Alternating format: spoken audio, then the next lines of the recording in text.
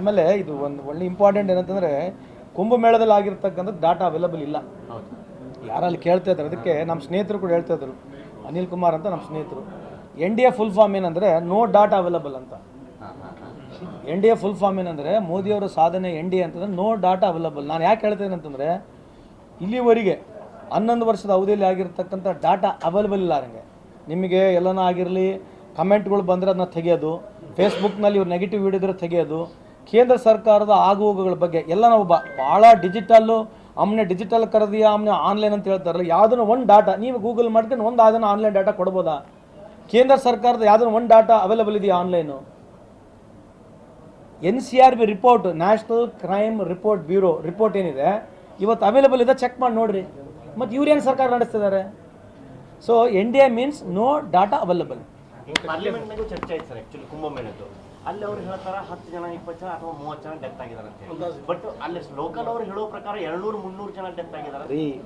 JCB ಎತ್ತು ಹೋಗದಾರೆ ರೀ, JCB ಎತ್ತು ಹೋಗದಾರೆ, ಹಾಕಿದ್ದಾರೆ. ಈಗ ಅದ್ರ ಬಗ್ಗೆ ಏನಾಗ್ಯದ ಗೊತ್ತಾ?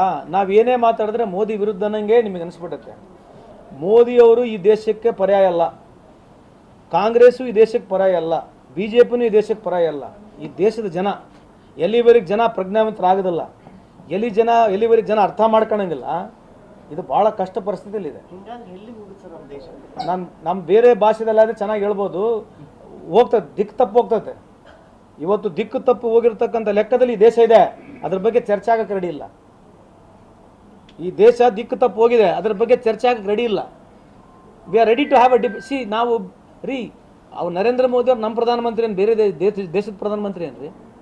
ಬಟ್ ಈ ದೇಶದ ಪ್ರಧಾನಮಂತ್ರಿಗೆ 24 ತಾಸು ಬೆಳಗ್ಗಿನಿಂದ ಮಂಗಳಾರತಿ ಮಾಡ್ಕೊಂಡು ಓ ಅಂತ ಹೇಳ್ಕೊಂತ ಹೋದರೆ ಇದ್ರ ಬಗ್ಗೆ ಆಗುವ ಬಗ್ಗೆ ಚರ್ಚೆ ಆಗಲಿದ್ರೆ ಯಾರಿಗೆ ನುಕ್ಸಾನ ಆಗೋದು? ನರೇಂದ್ರ ಮೋದಿ ಅವರು ರೈತಿನ 5 ವರ್ಷ ಪ್ರಧಾನಮಂತ್ರಿ ಆಗ್ತಾರೆ, ಹೋಗ್ತಾರೆ, ಅವ್ರಿಗೇನು ತೊಂದರೆ ಇದೆ? ಅವ್ರಿಗೇನು ನುಕ್ಸಾನ ಇದೆಯಾ? ನುಕ್ಸಾನ ಆಗಿ ದೇಶಕ್ಕೆ.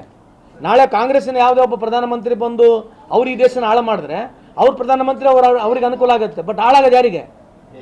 ಮತ್ತು ದೇಶದ ಹಾಳಾಗಿರ್ತಕ್ಕಂಥ ಕೇಳೋ ಪ್ರಶ್ನೆ ಎಲ್ಲರಿಗೂ ಅಧಿಕಾರ ಇದೆಯಲ್ಲ. ನಾವು ಯಾಕೆ ಪದೇ ಪದೇ ಅವ್ರನ್ನ ಕೇಳ್ತೀವಿ ಅಂದರೆ ಪದೇ ಅವ್ರ ಮುಖಾಂತರ ಈ ದೇಶ ನಡೀತದಂತ ಏನು ತೋರಿಸ್ತಿದ್ದಾರೆ ಬೆಳಗ್ಗಿಂದ ಸಾಯಂಕಾಲವರೆಗೆ, ಅದೇ ನಮಗೆ ನಾವು ಇರ್ತಕ್ಕಂಥದ್ದು. BJPಯ 5 ಯಾವುದನ್ನ ಕ್ಯಾಬಿನೆಟ್ ಸಚಿವರು ಹೆಸರು ಹೇಳ್ಬಿಡ್ಬೋದಾ? ನೀವು ಹೇಳ್ರಿ ನೋಡೋಣ, ಮಾಧ್ಯಮದಲ್ಲಿ ನೀವು ಓದಿರಲ್ಲ. BJPಯ 5 ಕ್ಯಾಬಿನೆಟ್ ಸಚಿವರು ಯಾರನ್ನ ಹೆಸರು ಹೇಳ್ಬೋದಾ ಕೇಂದ್ರದಲ್ಲಿ? ಯಾರಿಗೆ ಗುರ್ತೈತೆ? ಯಾಕಪ್ಪಕ್ಕ ಯಾರು ನೋಡಿರಿ? ಅಕ್ಕಪಕ್ಕ ಎಲ್ಲ ನೋಡಿರಿ ನೀವು? ಪಕ್ಕ ಅವ್ರು ಬೇರೆ ಬಿಡ್ರಿ. ಅಕ್ಕ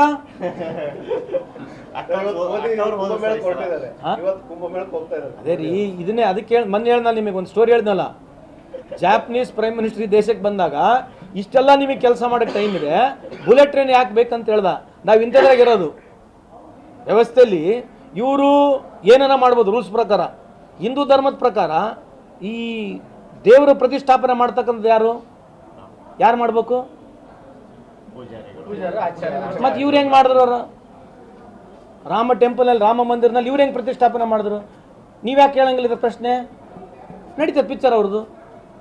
ಧರ್ಮ ವಿರೋಧಿ ಇವರು, ಆಚಾರ ವಿಚಾರ ವಿರೋಧಿ ಮೋದಿ ಅವರೇ. ಇವ್ರು ಹೆಂಗೆ ಮಾಡಿದ್ರು? ಮೋದಿಯವ್ರು OBC ಅಂತ ಅವ್ರು ಹೇಳ್ತಾರಲ್ವಾ, ಮೈ OBC ಕಾ ಹೂ ಅಂತ ಯಾರು ಹೇಳೋದು? ಮೋದಿಯವ್ರು. ಮತ್ತು ಹಂಗಂಗಿದ್ರೆ ಎಲ್ಲ ಗುಡಿಗಳಿಗೆ OBC ಅವ್ರು ಕೊಡ್ರಿ ಅವಕಾಶ.